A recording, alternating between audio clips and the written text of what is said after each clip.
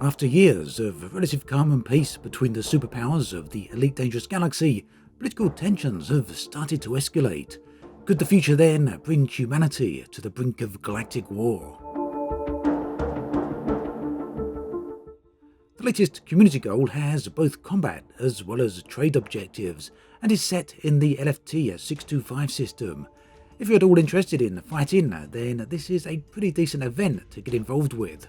Now, if you do want to do this community goal, then head on over to LFT 625, and there you'll want to track down wanted vessels. That's if you sign up to the combat side of the community goal.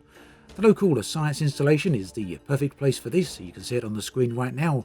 Wanted ships spawn here occasionally, but more importantly, there's a very high chance of a scenario occurring here whilst you're in the area, and this will allow you to defend the installation on the behalf of the Theon Liberals, who are the very faction running this community goal. So simply pick your side and start fighting to collect these bounties. Hostile forces in range, requesting assistance from any nearby pilots. We need help. For the most part then, this is pretty straightforward. However, there are two issues to be aware of. Firstly, don't shoot the station. A few times I accidentally clipped the station with weapons fire, earning myself a bounty from the very faction I was trying to defend. A little frustrating as I was clearly there to help the ungrateful group, and paying off the bounty though is pretty easy at the local or the nearby interstellar factor, so there's that at least, but do watch out for it.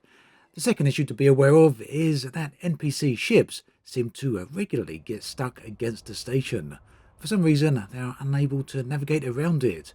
Be aware of targeting the stuck wanted ships then, as if you do shoot these, there's a very high chance you will also end up hitting at the station itself. Anyway, what's the deal here? What exactly is going on? Well, the Theon Liberals, who are a Federation-affiliated faction, are defending Marlinist refugees who recently fled Imperial space. The Marlinists, of course, are associated with the terrorist group who recently targeted Empire space stations with explosive, causing significant damage. The ideology of this extremist organisation is to force change within the rulership of the Empire. They believe through the use of violence they can invoke change. Their desire is to have elected rulers governing the Empire rather than the current system of hereditary rulership. In short, the Marlinists dream of a republic. As repercussions to these attacks, the Empire placed a number of Marlinist star systems under martial law. This in turn has led to civilians within those systems fleeing to Federation space and there seeking a political asylum. It appears the Federation have been very willing to accept the refugees, and federal factions are now actively assisting them by offering both supplies as well as military protection. So this is where things start to get interesting, as it opens up a huge can of worms for speculation. What's going to happen next? Well, it seems very likely that the Empire are going to be unhappy that the Federation have involved themselves with the situation. Regardless of whether or not the Marlinists' concept of a republic is a good and fair one, their means of using violence to achieve it is not something that the Empire is ever going to accept. The fact the Marlinists have also targeted stations which house civilians clearly makes them a terrorist organisation by any definition of the word. The bottom line, this means that the Federation are now actively harbouring terrorists who are working against the Empire. It seems pretty obvious that this situation will very likely escalate.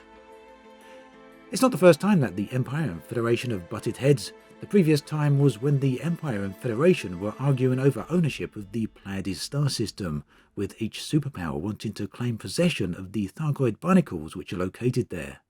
Now, Galnet itself, the background story, and community goals have only just made a return to Elite. They were completely absent for a very long time, and even before they disappeared, they were only present in a limited form. So all of this story we've got going on these past few weeks, it's basically been years since Frontier were pushing anything even similar to this, a multi-arced story then.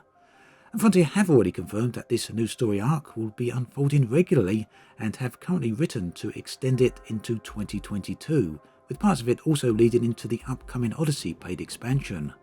In short, it's clear that big things are planned. The question really is how fast all of this is going to unfold. There's a clear plot thread in all of this of disruption to both of these superpowers. The Empire and the Federation both are slowly increasing in states of turmoil. Further parts of that plotline seem to be leading to the two superpowers eventually facing off. At least that's my speculation. Now, ultimately, what this means for Elite as a game is anyone's guess. For now, it's a decent background plot, and I honestly think it's actually a much better plot than the last time around, so some decent writing going on here. The community goals are also nice to have, and they feel related to the developing story rather than simply tagged on. But for now at least, the fact remains that these things don't actually change the existing gameplay. What they do achieve, however, is to make better use of the mechanics that are already in the game. So ultimately, I suspect it's going to be interesting to see where all of this heads. You know me by now, I really do like to speculate. So with that in mind and watching the developing story threads, these are my current predictions. The Molinists will continue to cause disruption to the Empire. The Federation will happily protect the Molinists. This will lead to tension and eventually hostility between the two superpowers. Meanwhile, the Federation has its own problems, with President Zachary Hudson looking as though he was somehow involved, even tangentially perhaps, with the assassination attempt of the previous president, Jasmina Halsey. And it's very likely that this may lead to a situation where Hudson is removed from power. Outside of all these human activities, the Thargoids have once again shown up, and something is brewing there, no doubt. Now, in terms of gameplay, it seems obvious that the Thargoid plot will lead to something new. If you've been paying attention to some other YouTube channels out there, and places as well like Reddit, you'll no doubt have seen that people have found references to Thargoid motherships in the game files, so that's a distinct possibility for future content. Meanwhile, the Odyssey expansion will have a combined arms feature, and that's something which, the Odyssey website is making quite a big focus on. Combined arms, of course, requires war zones, and to keep them interesting and engaging, war zones need stories. And it just so happens that the current in-game political tensions might be leading in just that direction. So, all pure speculation, of course, but I feel that all the current indicators lead in that direction. What do you think of all that? Let me know if you think I'm on the right trail here, or if you feel that I'm talking nonsense. Also, where do you think things are heading? I'd love to hear from you. Let me know in the comments section below. If you want to get involved in the current community goal, then you can find all the details you need in the video description. Also, there is a trade aspect to this, so if you want to ship goods in, that's also an option. Although, that said, the community goal station is 45,000 light seconds away from the entry point into the system, so there will be a reasonable amount of supercruise travel in there as well. That brings us to an end of this video. As always, thanks for watching, and I'll catch you guys and girls next time.